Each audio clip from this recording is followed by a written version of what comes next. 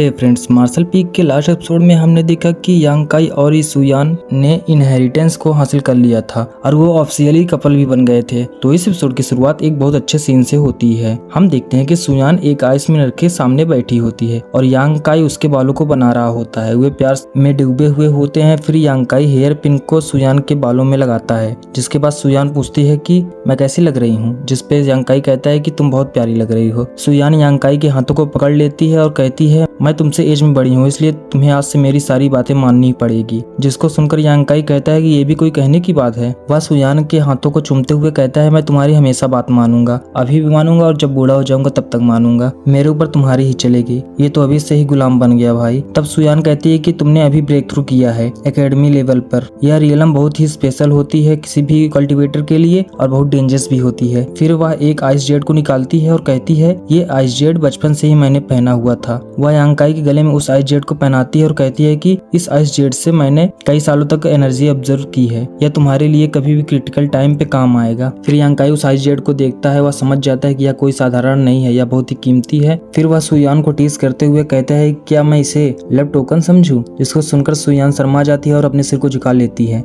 यांग काई उस ice Z को अपने कपड़े में छिपा लेता है और सुयान के हाथ को पकड़कर कहता है तुमने मुझे यह लव टोकन दिया है तो मैं भी तुम्हें कुछ ना कुछ तो दूंगा ही। वो कहता है कि अच्छा तुम यहाँ पर आराम से बैठो और अपनी आंखें को बंद करो। फिर यांग काई एक टेक्निक का यूज करता है, जिसके बाद उसके बॉडी से एक ब्लू लिक्विड टाइप की एक गोली निकलती है जो सुयान के फॉरहेड में जाके घुसती है और उसकी पूरी बॉडी में फैल जाती है और सुयान के फॉरहेड पर एक आइस फिनिक्स का मार्क बन जाता है और चमकने लगता है। जिसको महसूस करने के बाद सुयान कहती है कि यह क्या चीज है। तब यांग काई बताता है कि इसका नाम 9 यिन कॉन्सिडेशन युआन लू है। तुम जब यहाँ से बाहर जाना तब इसे तुम रिफाइन कर सकती हो। यह बहुत ही फायदेमंद होता है, यह तुम्हारी पावर को बहुत बढ़ा देगा। यह ट्रू युआन कल्टीवेटर के लिए बहुत अच्छा होता है और स्पेशली यिन एनर्जी कल्टीवेटर के लिए। फिर सुयान कहती है कि ठीक है, मैं वैसा ही करूंगी जैसा तुम चाहते हो। फिर सुयान कुछ सोचकर यांग काई से कहती है जब हम यहाँ से बाहर जाएंगे तब तुम क्या करोगे, हमारे बारे में, हमारी इस रिलेशनशिप के बारे में तुम्हारा क्या ख्याल है। जिसे सुनकर यांग काई थोड़ा उदास हो जाता है। फिर सुयान कहती है मैंने 2 रास्ते सोचे हैं। पहला रास्ता यह है कि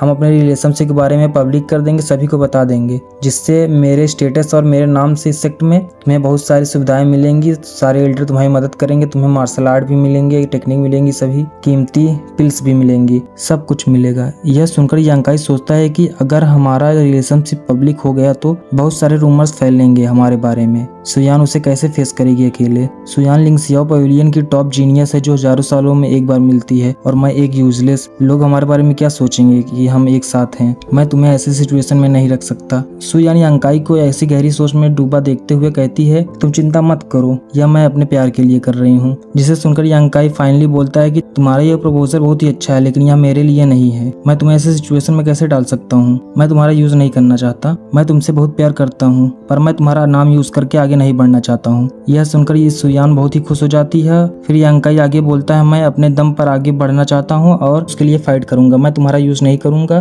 जिसे सुनकर सुयान खुश हो जाती है और कहती है मैं बहुत ही हैप्पी हूँ कि तुमने दूसरा रास्ता चुना। फिर यांग काई कहता है दूसरा रास्ता, क्या यह यही था? ठीक है, मैं खुद मेहनत करूंगा और बहुत जल्दी ही पावरफुल बनूंगा तुम्हारे लिए। जिसे सुनकर सुयान यांग काई को गले लगा लेती है और कहती है कि तुम जल्दी से पावरफुल बनो और मुझे प्रोटेक्ट करो। यांग काई कहता है ज्यादा समय नहीं लगेगा। कुछ मूवमेंट के बाद सुयान कहती है कि जब तुम हेवनली बर्निंग टर्टल से फाइट कर रहे थे तो वहाँ एक लड़की थी, मुझे लगता है वह तुम्हारे लिए कुछ अलग ही फील करती है। तुम्हारा उसके साथ क्या रिलेशनशिप है? जिसे सुनकर यांग काई के तो तोते उड़ जाते हैं। यहाँ देखकर ऐसा लग रहा होता है कि यह चीटिंग करते हुए पकड़ा गया है। फिर यांग काई कहता है कि सिस्टर जिया एक बहुत ही इंपॉर्टेंट पर्सन है मेरी लाइफ में। उन्होंने मेरी बहुत सारी मदद की है, मेरी जान कई बार बचाई है। वह मेरी तब से मदद कर रही है जब मैं कुछ भी नहीं था और उसके लिए मैं उनका बहुत ही ग्रेटफुल हूँ। मैं सिस्टर जिया को अपने बारे में सब कुछ बता दूंगा कि हम कपल बन चुके हैं। सुयान कहती है ठीक है। तभी वह पहले हिलने लगता है क्योंकि इनहेरिटेंस जा चुकी होती है तो यह अब नष्ट होने लगता है। वह दोनों समझ जाते हैं और एक दूसरे का हाथ पकड़ लेते हैं, जिसके बाद वो टेलीपोर्ट होकर बाहर चले जाते हैं। इन्हीं के साथ सभी डिसाइपल भी टेलीपोर्ट हो जाते हैं। फिर हमें दिखाया जाता है यांग काई एक सुनसान जगह पे आ जाता है। जहाँ वह देखता है कि वह अकेला है। वह समझ जाता है कि सभी अलग जगह पे टेलीपोर्ट हुए हैं। हैं,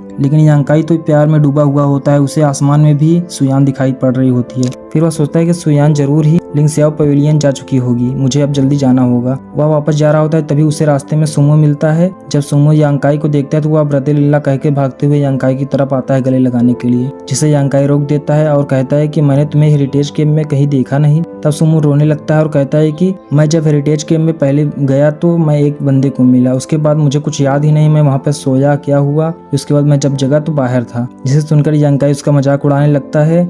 उसके बाद सीन चेंज होता है और हमें दिखाया जाता है कि सभी डिसाइपल अपने अपने सेक्ट लौट चुके होते हैं और सभी एल्डर उनको रिवार्ड दे रहे होते हैं। फिर हमें लिंगसियाओ पवेलियन की तरफ दिखाया जाता है, जहां उसके एल्डर कह रहे होते हैं कि जिसने भी अच्छा प्रदर्शन किया है इस मिशन में उसे अच्छा रिवॉर्ड मिलेगा, और यांकाई को सबसे अच्छा रिवॉर्ड मिलेगा और एडिशनल रिवॉर्ड भी मिलेगा, क्योंकि उसने एक हेवनली टर्टल को हराया और हमारे लिंगसियाओ पवेलियन के कई सारे डिसाइपल को भी बचाया है। यह सुनकर सभी डिसाइपल हैरान हो जाते हैं, वह यांकाई की तरफ देख रहे होते हैं। फिर एक एल्डर यांकाई को आगे बुलाता है और कहता है कि तुमने बहुत ही अच्छा प्रदर्शन किया है और कई सारे डिसाइपल की जान बचाई है, इसलिए तुम आज से एक फॉर्मल डिसाइपल हो यहाँ के, और तुम्हें एक एडिशनल रिवॉर्ड मिलेगा, तुम्हें इविल लैंड पे प्रैक्टिस करने का मौका मिल रहा है। जिसे सुनकर यांकाई तो एकदम चौंक ही जाता है और सभी भी हैरान हो जाते हैं, क्योंकि यांकाई अगर एक बार उस इविल लैंड पर गया तो वह वापस नहीं आ पाएगा और जरूर मारा जाएगा।